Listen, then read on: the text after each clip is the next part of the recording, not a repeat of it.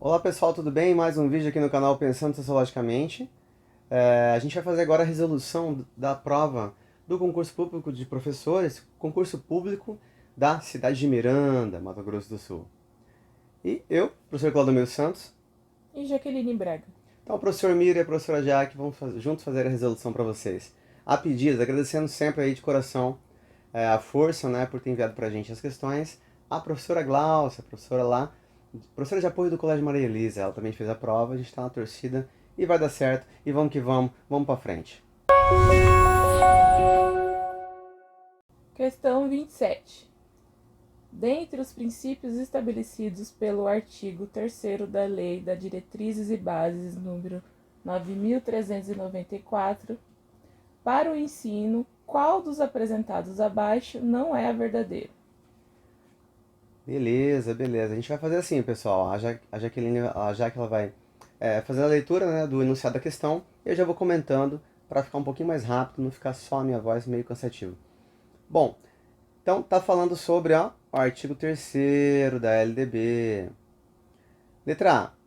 Qual que não é, hein? Letra A. Igualdade de condições para o acesso e permanência na escola. Esse tem? Esse tem. Pluralismo de ideias e concepções pedagógicas. Esse tem. Respeito à diversidade étnico-racial. Aqui tem um porém, né?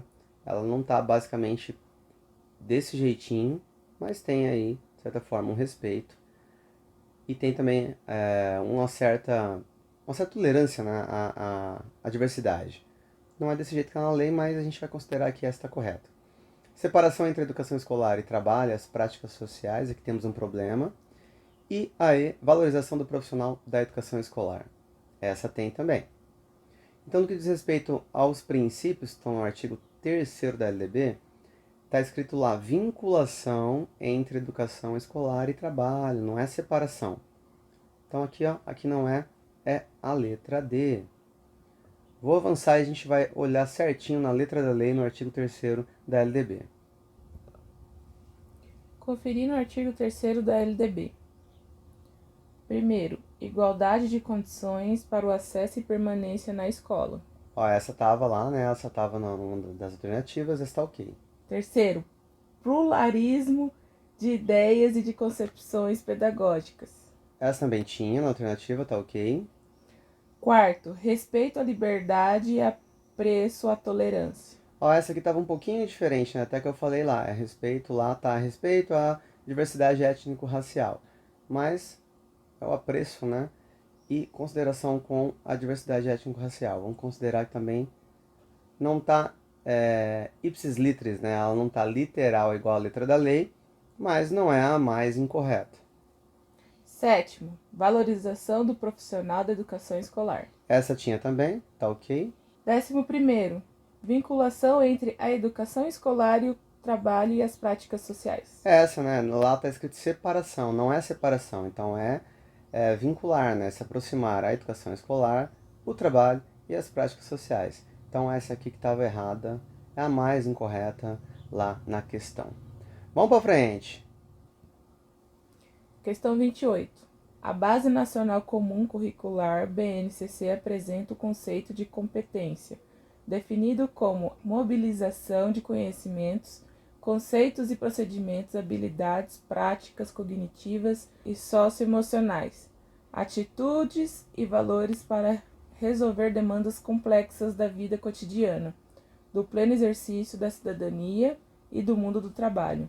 Afirma também que, ao longo da educação básica, as aprendizagens essenciais definidas na BNCC devem concorrer para assegurar aos estudantes o desenvolvimento de 10 competências gerais que consubstanciam, no âmbito pedagógico, os direitos de aprendizagem e desenvolvimento. Assinale a alternativa que não integra as competências propostas da BNCC.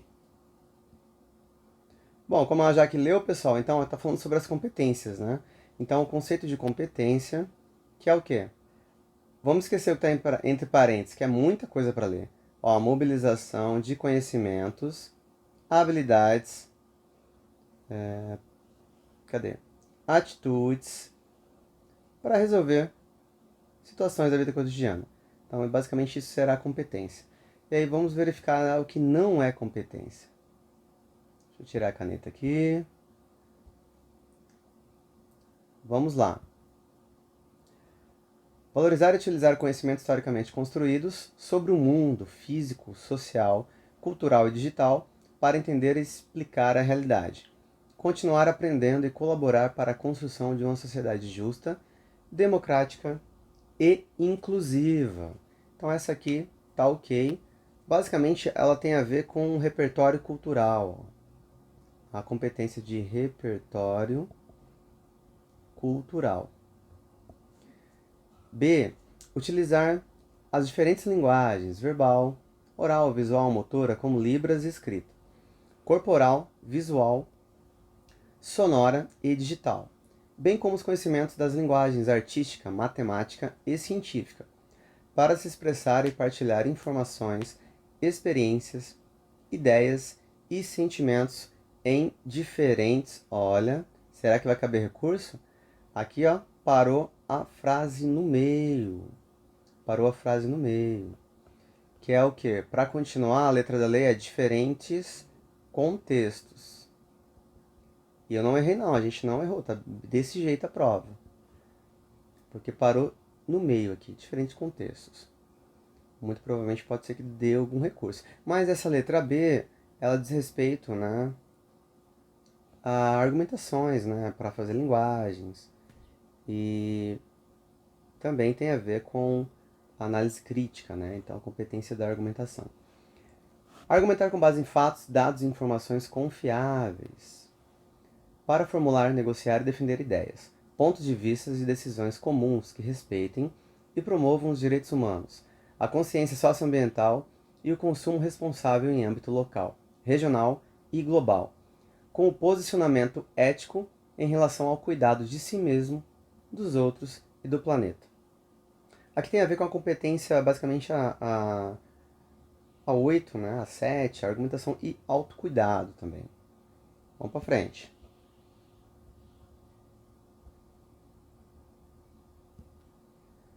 D. Valorizar a diversidade de saberes e de vivências culturais. E apropriar-se de conhecimentos e de experiências que lhe possibilitem entender as relações próprias do mundo do trabalho. E fazer escolhas alinhadas ao exercício da cidadania e ao seu projeto de vida, com liberdade, autonomia, consciência crítica e responsabilidade. Nesse caso aqui, né, tem a ver com a competência projeto de vida, com a competência trabalho e projeto de vida. Letra E. Desenvolver atividades relacionadas ao conhecimento das diversas práticas sociais fundamentadas no conhecimento hegemônico e suas metodologias. Então, o que vai estar mais errado aqui, né, é essa letra E. Conhecimento de diversas práticas sociais fundamentadas no conhecimento hegemônico. Não, no conhecimento hegemônico sempre foi feito sobre o conhecimento hegemônico, né? Não é conhecimento hegemônico. E também metodologias de conhecimento hegemônico? Não. A gente está muito ligado, as competências da BNCC estão muito ligadas ao quê? A diversidades, diferentes contextos, né? A pluralidade. Então, a gente perceber os diferentes repertórios culturais, né? Diferentes repertórios. Então, isso é totalmente antagônico à ideia de hegemonia. Hegemonia é uma visão só. Então, nesse caso aqui não tem a ver com as competências, é a letra E. Vamos para frente. Já cansou, hein? Essas duas primeiras questões com textos bem grandes, né? O texto bem grandão poderia dar uma cansada no candidato. Mas vai melhorar. Tem algumas questões que são mais menorzinhas, né? Pequenininhas. Vamos que vamos. Pessoal, só para comentar de onde sai, ó. Competência da BNCC, 3. Repertório cultural. 4. Comunicação. 6. Trabalho e projeto de vida. 7. Argumentação. Essas competências tinham lá na alternativa, menos aquela que fala sobre hegemonia. 29. Leia o texto a seguir e assine a alternativa que não se relaciona com o conceito de educação integral conforme a BNCC. Independentemente da duração da jornada escolar, o conceito de educação integral, com a qual a BNCC está comprometida, se refere à construção intencional de processos educativos que provocam aprendizagem sintonizadas com as necessidades, as possibilidades e os interesses dos estudantes, e também com os desafios da sociedade contemporânea. Isso supõe considerar as diferentes infâncias e juventudes, as diversas culturas juvenis e o seu potencial de criar novas formas de existir.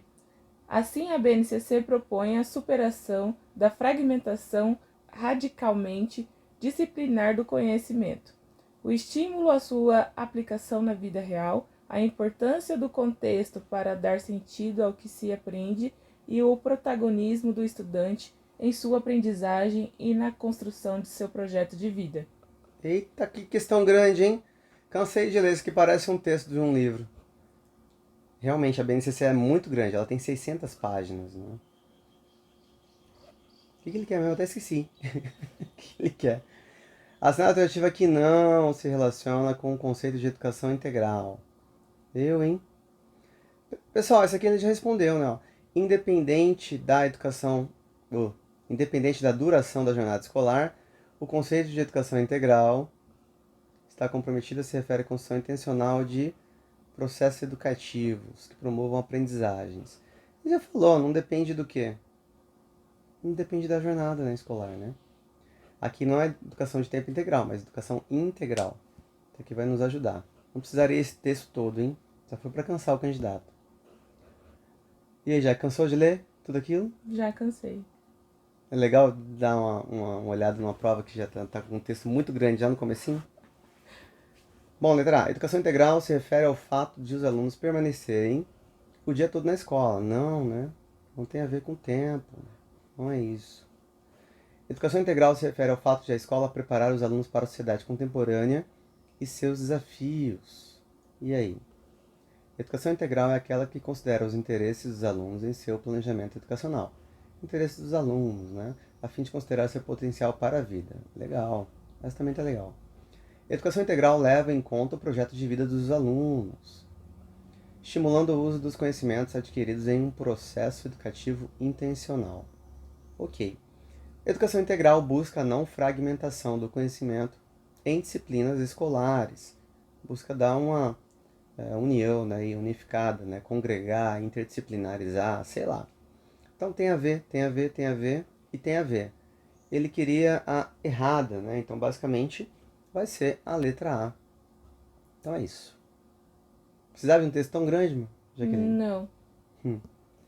Vamos que vamos. Aqui é a resposta. Educação integral na BNCC. Independentemente da duração da jornada escolar, o conceito de educação integral, o qual a BNCC está comprometida, se refere à construção intencional de processos educativos que promovam aprendizagem sintonizadas com as necessidades, as possibilidades e os interesses dos estudantes, também com os desafios da sociedade contemporânea. Aí, aqui ele respondeu basicamente, não tem a ver com jornada escolar, né? Mas sim promover aprendizagem, interesse, né? E desafios. É isso. Já cansei. Já cansou? Mas tem mais, tá? Tem mais 10, 11. Só foram 3.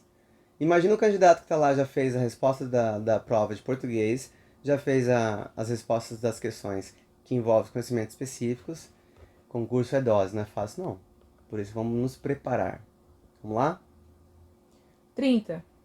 Com relação à definição do currículo, conforme a BNCC, é correto afirmar que Você chorou, mas ó, essa é curtinha. Currículo é um conjunto de disciplinas que compõem cada série do ensino. Conjunto de disciplinas? Não, né? O currículo não deve contemplar conteúdos curriculares que focalizam os interesses dos alunos. Isso que ele tem que fazer, né? Tem que ter conteúdo, tem que ter objeto de conhecimento e tem que ter a ver com os alunos. Então esse não aqui deixou a alternativa errada. O currículo deve ter um compromisso com a formação e o desenvolvimento humano global, em suas dimensões intelectual, física, afetiva, social, ética, moral e simbólica. Isso aqui está melhor. A realidade local não deve ser, não deve ser considerada na elaboração dos currículos. Está errado. O currículo deve abarcar todos os conhecimentos de forma geral. Todos, é muita coisa, hein? E de forma geral, Não sei, talvez esse texto não está muito agradando não.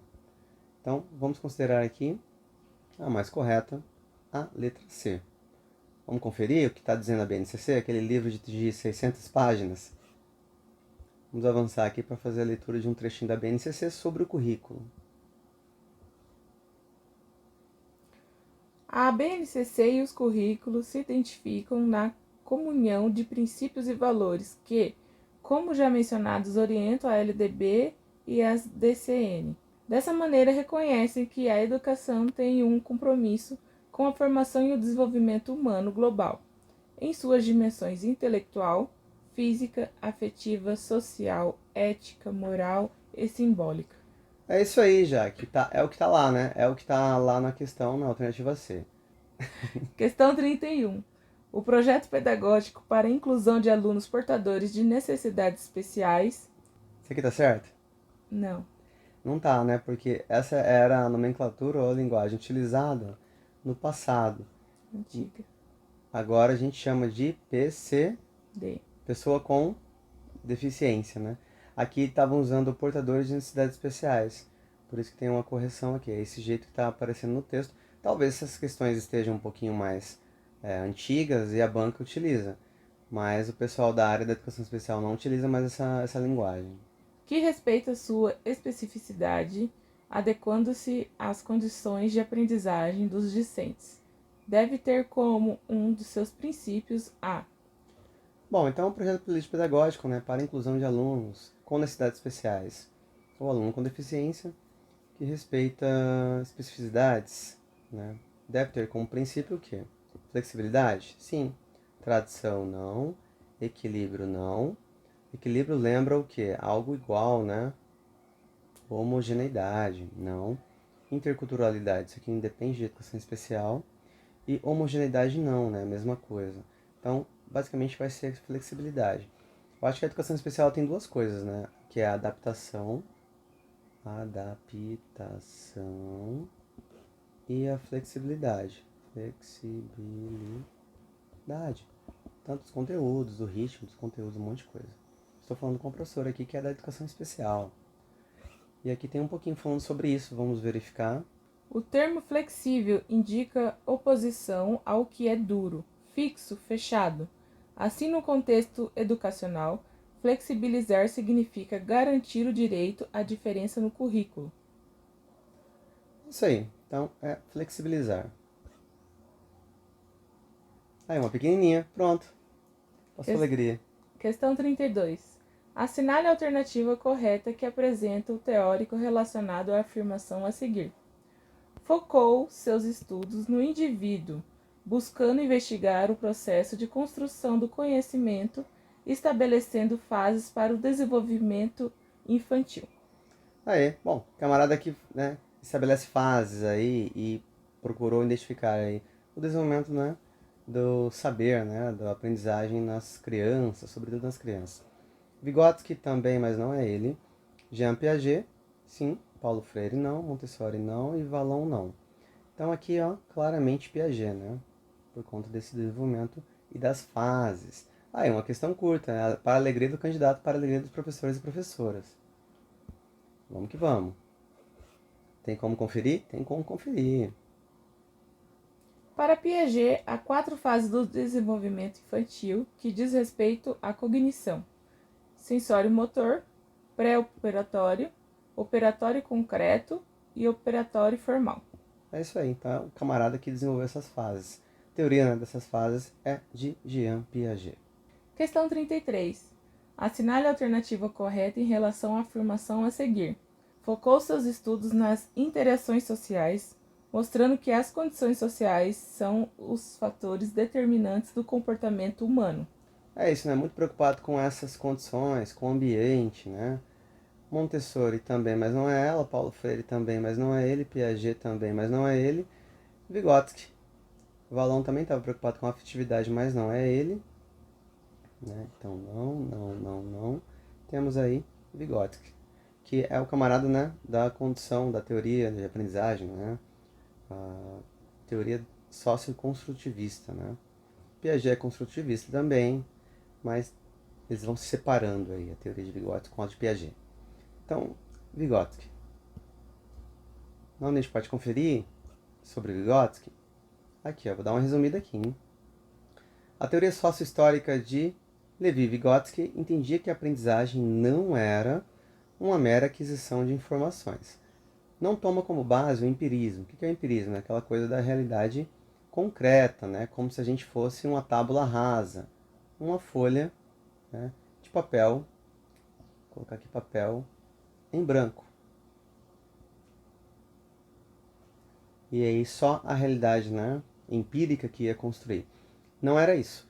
E também não era também um racionalismo, como se a gente tivesse aí aprendizagem por questões inatas, né, questões biológicas que o fariam. Não, nem é empirista e nem é racionalista. Parece que ele cria outra coisa. Só que não é só ele, né? Essa aproximação ela vai ocorrer com Piaget, com Paulo Freire, com Freud, com Vygotsky, com Vallon. Todos tomam a ação do sujeito como cerne do processo de aprendizagem. Entretanto, o Vygotsky vai fazer o seguinte, ele vai falar que o meio social é determinante do desenvolvimento humano. E tem a sua teoria, né, das zonas de desenvolvimento proximal, que ele vai falar, olha, o professor ele tem que atuar de maneira que ele vai aumentar essa zona, ele vai atuar como elemento de intervenção. E essa zona está ligada com o meio social, o meio ambiente. Então, respondendo aí realmente ao Vygotsky. Mais um oculto item para a alegria da Jaque. Questão 34. Conforme Vygotsky, em relação à aquisição do sistema de escrita, pode-se afirmar que... Bom, em relação ao sistema de escrita, né? O Vygotsky está falando sobre essa alfabetização. Pode ser alcançado de maneira puramente mecânica. Não, ele está criticando, né, a questão mecânica. É preciso um processo de desenvolvimento de funções comportamentais complexas. Isso é verdade, hein? Mas vamos deixar isso na berlinda. É preciso levar em conta as fases da psicogênese da linguagem escrita. Isso aqui não são de duas professoras, né, argentinas que falou sobre a teoria da escrita e da psicogênese. Não é Vygotsky. É preciso alcançar o estágio adequado de desenvolvimento psíquico. Talvez aqui seria, sei lá, Piaget. Não. É preciso um modelo pedagógico que priorize o desenvolvimento infantil. Então, basicamente, né, vamos ficar com essa. Entretanto, a escrita ela cumpre funções complexas, né, que torna-se o desenho, depois ele vai virar um signo. Saber também ela poderia ser, mas eu vou ficar com a letra E. Escrevam aí nos comentários se vocês concordam ou se discordam, se tem mais dúvida em relação a essa. Mas, vamos ficar com a letra E. Sobre o sistema de escrita, o Vygotsky vai falar que é preciso que se tenha, né, um desenvolvimento infantil para que se tenha um processo de escrita. Né? Vamos que vamos. Os fatores que levam a criança a desenvolver a escrita não são espontâneos. São atividades que envolvem a representação simbólica, que o professor deve mediar esse processo. Enfatiza-se de tal forma a mecânica de ler o que está escrito que se acaba obscurecendo a linguagem escrita como tal. Meio confuso, né? Mas há um complexo processo de transição de um tipo de linguagem escrita para o outro. Então também há complexidade no processo. Vamos que vamos. Vou colocar a caneta. Questão 35. Que a instituição desempenha um papel fundamental na inserção de crianças no mundo letrado, bem como na sua formação como usuário do sistema de escrita. Bom, essa questão traria, né, na verdade, alegria para o candidato ou candidata. Que instituição vai inserir as crianças aí no mundo letrado, né, no mundo das letras? Família? Não, a família é o local de primeira socialização. A igreja está ligado com o sagrado. A comunidade está ligado com outras relações. A escola, né? O Estado está ligado à centralização do poder. Então, o mundo letrado, a escola, para a alegria de todos. Essa aqui o candidato vai ficar muito feliz. A gente agradece a FAPEC por colocar algumas questões diretas aí, para não ficar cansando todo mundo. Vamos atrás de quem? Durkheim, né? O fenômeno educativo para o sociólogo é importante para a continuidade da sociedade e para a formação de indivíduos mais novos. E vai ter outros autores que vão falar também sobre essa perspectiva da instituição que vai desenvolver, né, o letramento, que é a escola. Vamos lá. Questão 36. Emília Ferreiro e Ana Teberoski realizaram pesquisa com crianças que apresentavam dificuldade com a escrita em seu processo escolar, descrevendo a psicogênese da língua escrita. Qual alternativa abaixo expressa corretamente suas descobertas?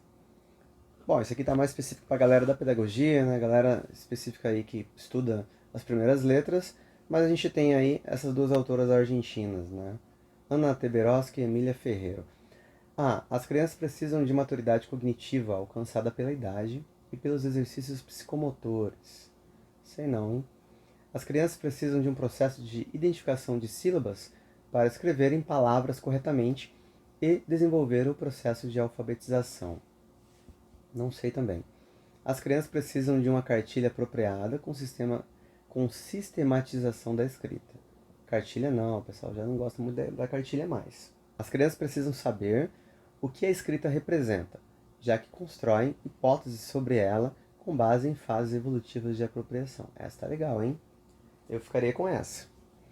As crianças precisam de exercícios de coordenação motora como pré-requisito para a aprendizagem da escrita. Acho que não, é que tipo malhar os dedinhos antes de escrever. Bom, nessa daí, já que eu acho que é a letra D. Você? Eu acho que é a letra D também. Porque ela fala que as crianças vão construindo hipóteses, né, sobre a escrita e a partir do que já vão desenvolvendo na família, a partir do seu desenvolvimento cognitivo. Vou ficar com a letra D, mas a gente tem aqui um trechinho de autores que falam sobre a Emília Ferreiro e a Ana Teberoski. Ferreiro e Teberoski trouxeram diferentes discussões em relação aos métodos de ensino da época. Não são métodos que alfabetizam, nem os testes que auxiliam o processo de alfabetização, mas são as crianças que reconstroem o conhecimento com a língua escrita por meio de hipóteses que formulam. Cada criança tem a sua forma de compreender e aprender a língua escrita.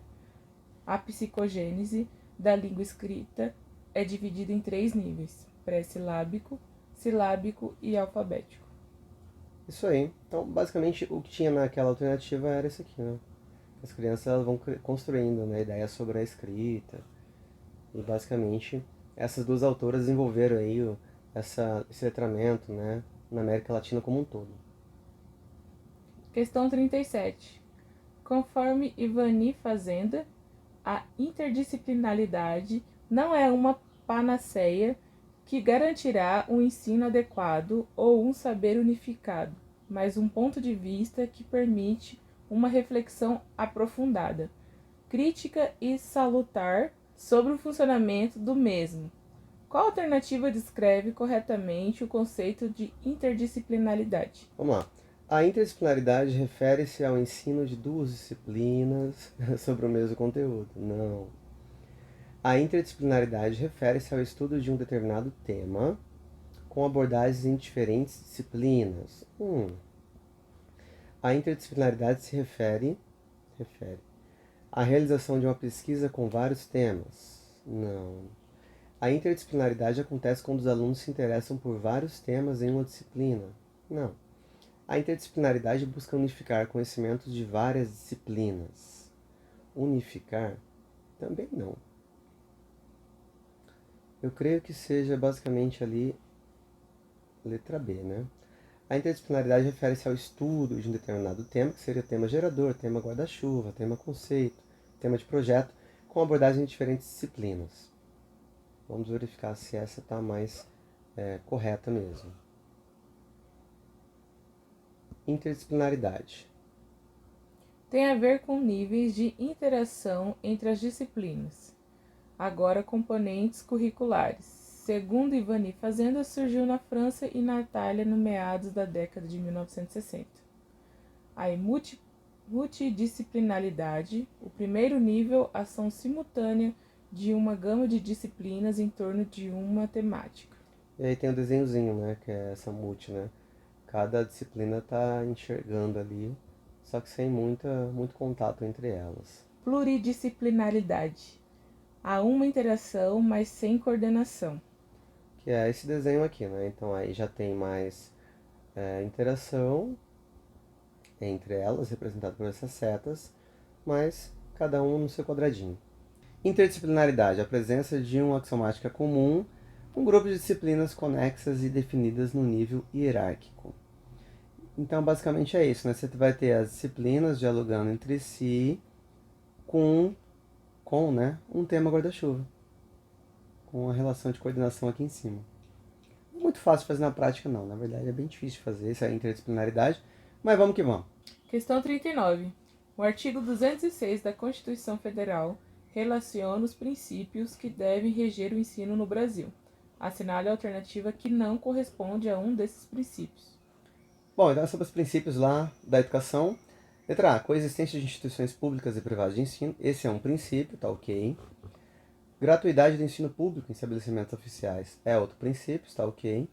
Gestão democrática do ensino em estabelecimentos oficiais é um princípio, mas tem um problema aqui, ó. Garantia do padrão de qualidade, ok. Liberdade de aprender e ensinar, pesquisar e divulgar o pensamento, a arte e o saber, tá ok. Então, essa letra C, porque a gestão democrática do ensino em estabelecimentos oficiais. Privados não, privados a gestão vai ser do dono da escola. Então, letra C. Vamos agora para a última, para a alegria de quem está lendo já é cansado. Ó, só para verificar e confirmar, ó, essa liberdade de aprender tinha lá, pluralismo de ideias tinha lá, gratuidade de ensino público em estabelecimentos oficiais tinha uma alternativa. Gestão democrática do ensino público Tinha lá. E garantia de padrão de qualidade. Então, a gestão democrática do ensino público na forma da lei, não em estabelecimentos privados, como estava constando. Então, essa é que estava errada, essa que está de azul. Conferir. Ó, gestão democrática do ensino público. Gestão democrática do ensino público. Não oficiais e privados. A última. Questão 40. Leia o trecho a seguir e assinale a alternativa correta. O autor focou no aspecto político da educação como libertadora, criando um método de alfabetização de adultos no qual utilizava palavras geradoras relacionadas ao cotidiano dos alunos. Bom, essa estava de graça. Eu creio que os candidatos ou candidatas que errarem essa daqui, pode ser por conta do cansaço, por conta, né, do nervosismo ou da pressa, mas Libânio, José Carlos Libânio não, né? Ele também estava desenvolvendo sobre várias questões que envolvem a didática e o ensino e a pedagogia no Brasil. Paulo Freire, é ele, né? É o camarada Paulo Freire. Demerval Saviani, pedagogia histórico-crítica, não. Darcy Ribeiro, desenvolveu também várias questões que envolvem a pedagogia, sobretudo com um olhar antropológico. Anísio Teixeira, políticas públicas em relação à pedagogia e ao ensino no Brasil. Nessa questão de educação, dimensão libertadora, Paulo Freire. Então a última estava de graça, hein, gente? Questão 40, letra B, Paulo Freire. Vamos conferir? Para conferir, a última. Conforme Libânio, a tendência progressista libertadora teve como idealizador o teórico Paulo Freire. Enxergava a educação como um meio, os conteúdos de ensino são temas geradores extraídos da realidade dos educandos, desenvolveu um método de alfabetização de adultos levando em conta a prática de vida dos aprendizes. É isso. Paulo Freire, confirmando aqui no próprio livro do Libânio. Pessoal, valeu, um forte abraço. Obrigado novamente a Glaucia, obrigado ao pessoal que está acompanhando aí, fazendo sugestões. Lembre-se, tem como passar no concurso? Tem como passar. Né? Faça exercícios, veja os vídeos, atualize-se, leia o edital por completo e sempre tente fazer algumas questões. Valeu? Vamos sempre pensando aqui a educação, a complexidade do real. E é isso. Jaqueline? Obrigada. Vamos que vamos? Bora, partiu. Até mais. Valeu, É. pessoal.